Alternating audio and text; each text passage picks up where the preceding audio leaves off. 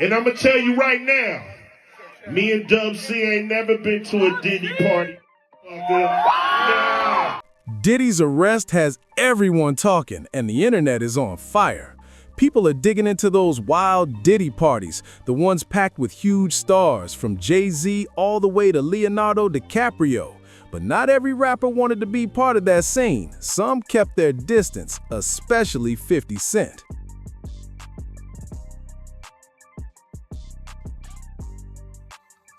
An African chant. 50 has been throwing shade at Diddy for years now, and he never misses a chance to clown him. In one of his concerts, 50 cracked a joke saying he'd never go to Diddy's parties because he hugs you from the front and the back at the same time. That line had the crowd losing it. Ain't no more June. What the Puffy doing? I'm gonna have a drink to forget about this. Back in 2018, things got even messier when 50 called Diddy gay after Diddy offered to take him shopping. Fans couldn't tell if it was playful or petty, but knowing 50, it was definitely shade. That's why I don't be going to the Puffy parties. You from the front and the back at the same time? What you talking about? Funny enough, these two weren't always at odds. At one point, 50 could have even joined Bad Boy Records, but that never happened.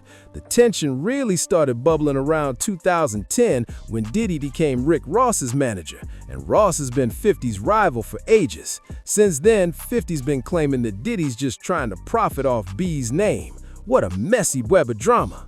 I mean, look, if you're into that, I'm fine with it. To each his own. I'm just saying this shit, my motherfucker. Like, it's uncomfortable. I think I belong in the girls' bathroom. 50 Cent once dropped a heavy quote that had everyone talking. Enough is enough. Biggie's name should never have become Diddy's black heart. That line hit hard. He was calling out how Diddy kept using Biggie's legacy for his own gain. I said, Let me read it, Fifth. Oh my God. Sorry I can no longer help you guys. Soon you will all be happy. 50 even threw shade saying, when was the last time Diddy was really showing love to his brother, not just picking up his bank? That was cold. You are all now left under leadership of Puffy Daddy. Report to the nearest rainbow. Dinner Thieves in theaters January 19th. That's why listen, I'm only saying that because of the what's the name interview? Nori. The Drink Champs. Yeah, That one. Just blow it out. It's your birthday every day. Eventually, Diddy couldn't take all the shots anymore. Every day's your birthday on Drink Champs, goddammit. I'm in. okay.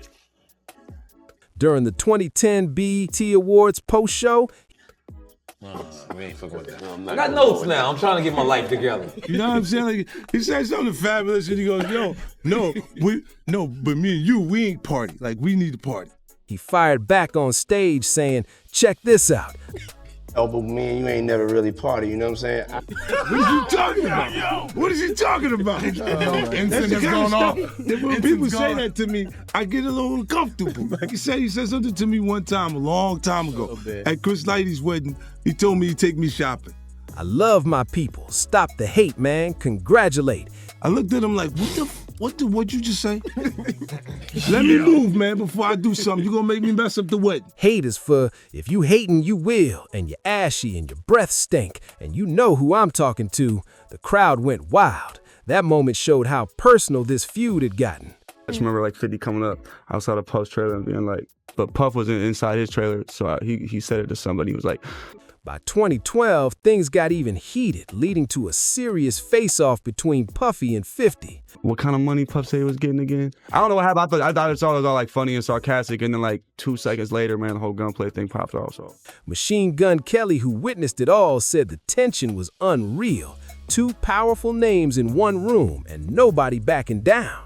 Then in 2014, 50 took things online, posting a photo montage on Instagram showing Steve Stout with his arm around Diddy and another of Diddy face-to-face with Rick Ross. 50 captioned it with, "I ain't saying nothing, but something ain't right, LMAO."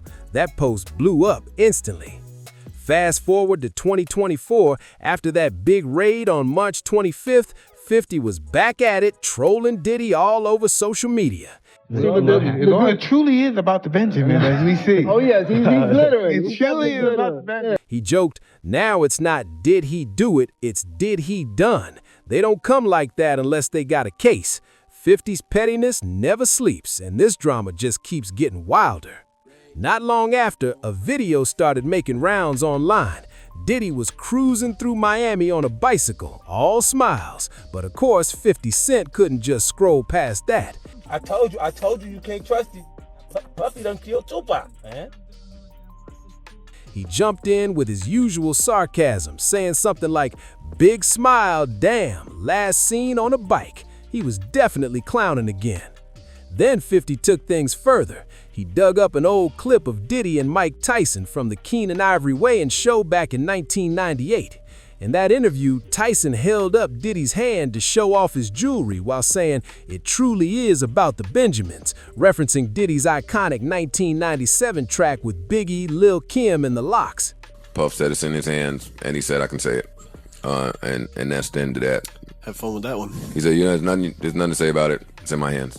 But when 50 reposted the clip, he claimed Tyson wasn't exactly cool with Diddy's hand placement, saying the boxing legend was actually moving it away. He captioned it with pure mischief. Ha ha ha, look at Mike. Oh no, you not gonna touch my arm, buddy. Lol. 50 made it seem like Diddy was getting way too close for comfort, and fans couldn't stop replaying it.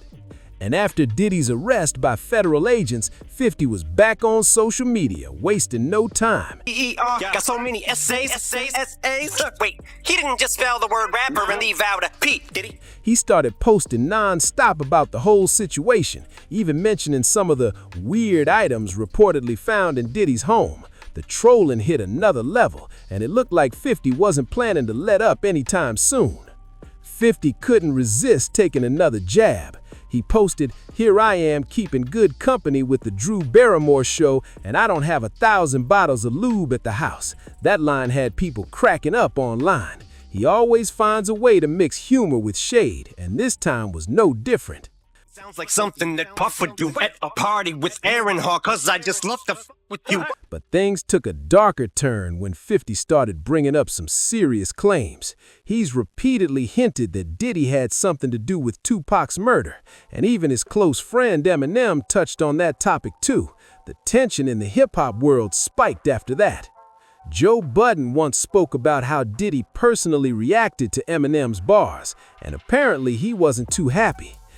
She probably ran out the room with his dildo. He tried to field goal punter, she said to chill. Eminem had dropped a wild verse in his album, The Death of Slim Shady, on the track Fuel, where he rapped about the idea of Diddy possibly having ordered Tupac's death. He threw in a chilling line about not wanting to beef with Diddy, saying something like he could order his murder just like he did with Pac through Keef D. Keef D, a man who openly talked on YouTube about being connected to Tupac's murder, claimed he knew Diddy personally. Is it because you love me that y'all expect so much of me? You little groupie bitch, get off me, go Puffy. According to his own words, Diddy allegedly offered him $1 million for Pac's head. That claim shook the whole rap game, and 50 didn't waste a second amplifying it online. Keef D actually got arrested last year after making that bold claim, and not long after, Eminem poured gasoline on the fire with his track Fuel. In that song, he dropped one of the hardest punchlines hip-hop has ever heard. He rapped, "Yep, and so R-A-P-P-E-R spelled without a P spells raper or rapist, while A is short for assaults also." That line sent shockwaves through the industry. Sorry, Puff, but I don't give a fuck if this chick was my own mother. I'd still fuck with no. Fans couldn't believe how far M went with it. It was raw, risky, and pure Slim Shady energy. But he didn't stop there. On the same album, Eminem threw more shade at Diddy in other tracks too. In Bad One, he spit about those infamous Diddy parties, saying, "Me offending you is nothing new. It's what I love to do. This is subterfuge just to screw with you, and yeah, this much is true." He made it sound like he was calling Diddy out without even needing to name him directly. And in Antichrist, Marshall went even deeper. He referenced that disturbing old video where Diddy was seen getting violent with his ex-girlfriend Cassie. Whole thing about it, P. Diddy, P. whatever, We need to leave Puffy alone. Anytime a guy goes on national TV. M wasn't holding back this time. He came for everyone, and the shots at Diddy was some of the coldest yet. Express how much he loved this woman, how much he needs this woman, how much he missed this woman, and just do everything he can for this woman. The real nature of Diddy and Eminem's relationship has always been a mystery. There's no solid proof that they ever got along. In fact, it seems like they were never on the best of terms. And she turns around and drops you for a dancer? So when you were in prison and you'd see that J-Lo broke up with P. Diddy, you would laugh at that. That's, in other words, it's very disrespectful. It's very disrespectful. Made him look bad? Made him look like a bitch. One rare moment they shared the same stage was at the 2003 Grammy Awards, when Diddy handed Eminem the trophy for Best Rap Album. But fans quickly noticed something off. Diddy's announcement sounded half-hearted, like he didn't even want to say Slim Shady's name. I was just networking with the brother, and he would come pick me up from the airport, show me a lot of love. Viewers in the comments still talk about how uncomfortable that moment looked. At that time, M had already been mocking Diddy in a few of his tracks, so it's not shocking if there was tension brewing behind the scenes.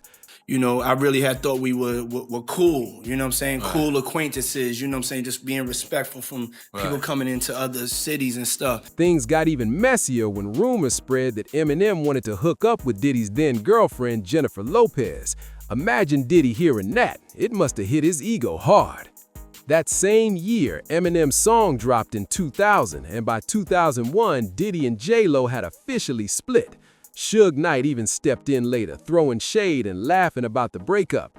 What's wild is that Suge and Puff used to be tight back in the day, but in the rap world, loyalty never lasts long. Back then, Suge already had Death Row Records locked down, while Puff was just getting Bad Boy Records off the ground. Diddy was focused on Biggie's debut album, Ready to Die, and wanted Suge's thoughts on the project. He even went as far as asking Suge for the album's instrumentals, and that bold move shocked him. I want to be an artist and want to stay a star and don't want to have to worry about the executive producer trying to be all in the videos, all on the record. Suge later spoke about it in an interview, clearly still salty about the whole thing. Suge said that Death Row's influence was all over that record. Dancing, come to Death Row. At the end of the day, that was all in the motherfucking video still today. All Death Row was all through that record, he claimed. As an example, he pointed out the album's intro, which sampled Snoop Dogg's track The Shiznit. Suge wasn't having it. He felt like Puff was biting his team's style. It got worse when Suge noticed Puff trying to insert himself into every project his artists touched. According to Suge, Diddy didn't let his artists shine on their own. He said Bad Boy Records was chasing fame over creativity, trying too hard to look big instead of letting the music speak. I ran up and I asked him, and he said, nah, I was talking about Jermaine Dupri. And while all that was brewing, Tupac was planning to sign with Death Row Records, but at that time, Pac was sitting behind bars. Still, his issues with Diddy were already heating up. And I was just like, I really put it in my head, it gave me a reason for my ego to walk away. Pac and Puff were never close, but things exploded when Pac accused Diddy of being involved in the 1994 shooting and robbery at Quad Recording Studios in New York.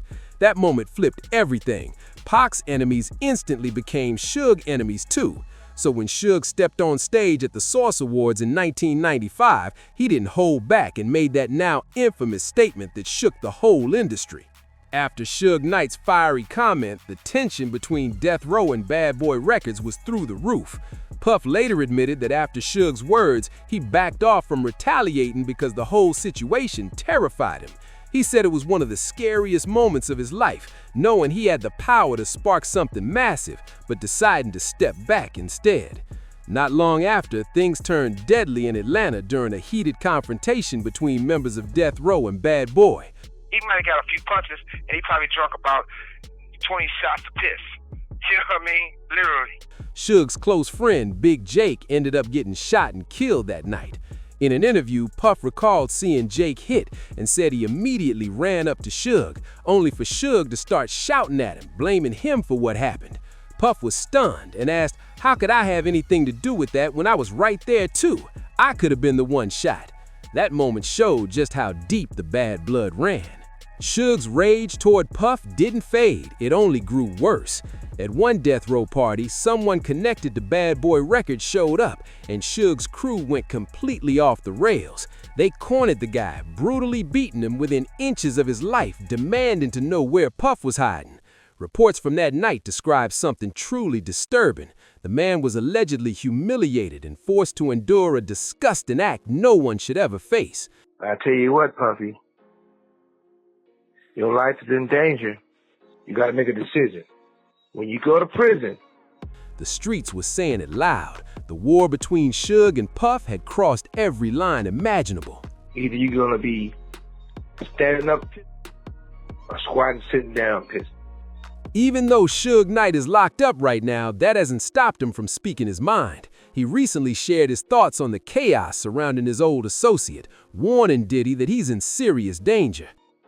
I advise you to try to take the first one, because if you squat on the seat, you know what that means. Oh yeah, by the way, do not do your time going by Brother Love. Brother Love is not a good code name for prison. Suge might be behind bars, but he's clearly still keeping tabs on everything going down in the industry. And when it comes to Tupac, we all know how that tragic story ended. What's undeniable is that Pac never forgave Diddy. Up until his final days, he couldn't stand him. He called him out multiple times in his songs, especially in his iconic diss track, Hit 'Em Up. He even continued sending shots in his posthumous album, The Don Killaminium, The 7-Day Theory, especially on the track Against All Odds. Pac's anger toward Puff was deep and personal. Diddy himself once admitted in an interview that Hit 'Em Up still stings him to this very day.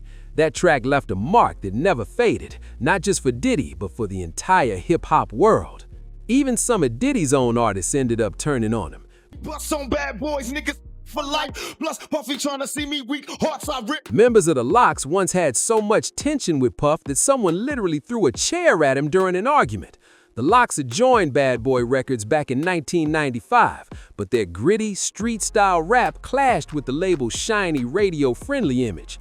After years of frustration, the group fought tooth and nail to break free from their contracts. Jadakiss later shared that after a long struggle and a lot of behind-the-scenes drama, Diddy finally let them go so they could continue their careers on their own terms. It was a rare move from Puff, and it proved that not even his own artists were immune from clashing with the Bad Boy boss. Let's be honest, you a punk or you would see me with gloves. Remember that shit you said in the vibe about me being the thug? Even after the Lox finally broke free from Bad Boy Records, the tension didn't die down, not at all. The beef carried on for years, with Jadakiss even calling Diddy a coward. The group felt like Puff had taken advantage of them and wanted him to finally share the wealth that they helped create. The main issue centered around publishing rights. The Lox claimed Diddy was holding on to a massive chunk of their earnings. They said Puff owned 50% of their publishing, while Diddy later told Angie Martinez on Hot 97 that he only owned 20% and had made about $400,000 off the group. But the Lox's team wasn't having it. Their rep came forward with legal documents challenging Diddy's numbers, basically calling him out publicly. Despite all that chaos, time eventually cooled things down. The Lox and Diddy later reconciled enough to hit the stage together for the Bad Boy Family Reunion Tour. That joint was cold. We would take your turntables, you played Hit 'Em Up. You know what I'm saying? That's how cold that thing hurt to this day. Fans were shocked. Seeing them perform side by side after so much drama felt unreal. But of course, it didn't take long for more problems to pop up. By 2023, the Lox were prepping for their Lox and Friends concert celebrating hip-hop's 50th anniversary, while Diddy was clashing with a new generation of rappers. He tried to throw his weight around again, but this time the younger artists weren't intimidated. If he once feared the legends mentioned earlier, now he was trying to prove he still had power, and that didn't sit well with the new wave of talent. One of the wildest clashes Diddy ever got tangled up in involved J. Cole and Kendrick Lamar. It all kicked off after Kendrick dropped his explosive verse on Control, where he boldly declared himself the king of New York. Even though the line was meant as friendly competition, it shook the entire rap world. Not long after, Diddy jumped into the mix with a little mockery. He posted a photo of himself and Jay-Z laughing, captioned, "And then Kendrick Lamar said, 'I'm the king of New York.'" The internet blew up instantly. But what started as a meme didn't stay playful for long. TDE's President Punch later revealed what really went down that year. Apparently, there was a heated confrontation at a 2013 party where Diddy allegedly threatened to cut J. Cole's throat with a bottle over a disagreement involving Kendrick. Jay-Z was reportedly there trying to break it up. The whole situation sounded like something straight out of a movie. J. Cole later opened up about that night in his song Let Go of My Hand, rapping about the tension and how the fight changed his perspective. It was one of those rare moments where rap rivalry almost turned deadly. And just a year later, Diddy found himself in another feud, this time with Drake over the track 0 to 100/The Ketchup. It seemed like every time Diddy tried to flex his dominance, it only stirred up more chaos in the hip-hop world. The hit track 0 to 100/The Ketchup was produced by Boy 1A, and here's where the drama really started. The beat was actually sent to both Diddy and Drake, but things didn't go as planned. According to Diddy, the original idea was for Drake to ghostwrite the song for him, but instead Drake ended up keeping the track and releasing it himself, and that move didn't sit right with Puff at all.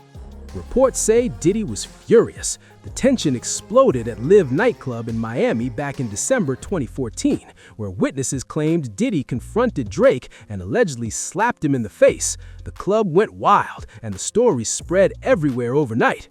As expected, Diddy later tried to play it off, denying the whole thing and saying it never happened, but by then the damage was done. The rumors just wouldn't die. Drake, being Drake, kept quiet in public, but fans think he got his revenge through music. Many believe he subtly dissed Diddy in his track 4 p.m. in Calabasas, throwing slick lines and mimicking that famous Diddy laugh, ha ha ha, just like Puff did on Can't Nobody Hold Me Down.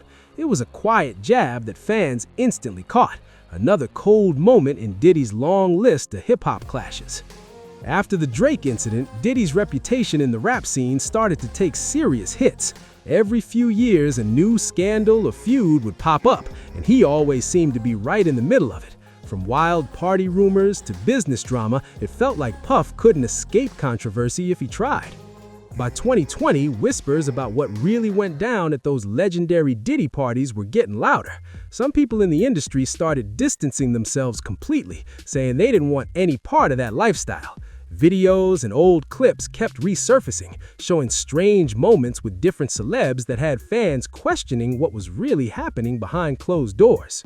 Then came the lawsuits and shocking accusations that had everyone online losing their minds. The headlines were non-stop, with new details dropping almost every week.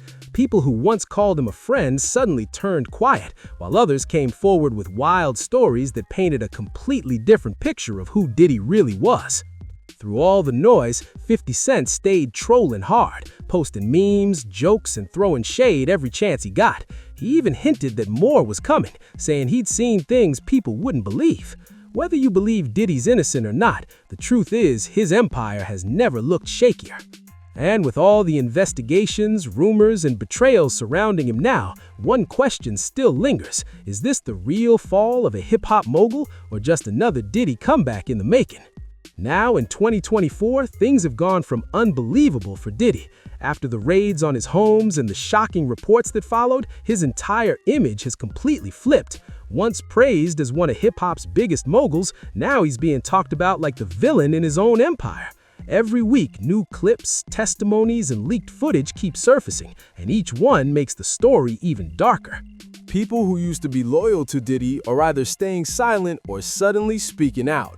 Former friends, bodyguards, assistants, all spilling bits and pieces of what they say they saw behind the scenes. Some describe wild, secretive parties and say the energy in those places was nothing like what people imagined. Fans are watching in disbelief as the man who built Bad Boy Records becomes the center of one of hip-hop's most talked about downfalls. Meanwhile, 50 Cent hasn't slowed down one bit. He's been clowning Diddy non-stop, sharing posts, cracking jokes, and teasing that he's working on a TV documentary about everything that's coming out. It's like he's turning Diddy's collapse into his next big project. And even though Diddy's team keeps denying most of the accusations, the pressure is clearly building. Major brands are cutting ties, artists are quietly removing themselves from anything tied to his name, and the internet can't stop watching. What used to be glitz and glamour has turned into chaos and exposure, and the world's waiting to see just how deep this story really goes. Now, as we step into 2025, Diddy's story feels like a full-blown movie, one packed with fame, power, betrayal, and downfall. The man who once ruled the charts, the clubs, and the culture now finds himself fighting to save his legacy. From wild party allegations to federal raids, every headline seems to hit harder than the last. People who grew up idolizing him are now asking the same question: was it all just smoke and mirrors? The music world is divided. Some say Diddy's being unfairly targeted, while others believe his past is finally catching up with him. 50 Cent, of course, keeps fanning the flames, joking online like he's narrating the downfall of his biggest rival. Fans can't help but watch as the drama unfolds, with every new leak turning the internet upside down. Whether this ends with Diddy clearing his name or facing consequences, one thing's for sure: hip-hop will never look at him the same again. From bad boy glory to full-blown controversy, it's been a roller coaster ride that no one saw coming. But what do you think? Is Diddy a victim of his own fame, or is the truth finally catching up to him? Let's hear your take. Don't forget to like, subscribe, and share this video if you're deep into the Diddy drama, and drop your comments below. Let's talk about what you think really went down behind the scenes, because this story is far from over.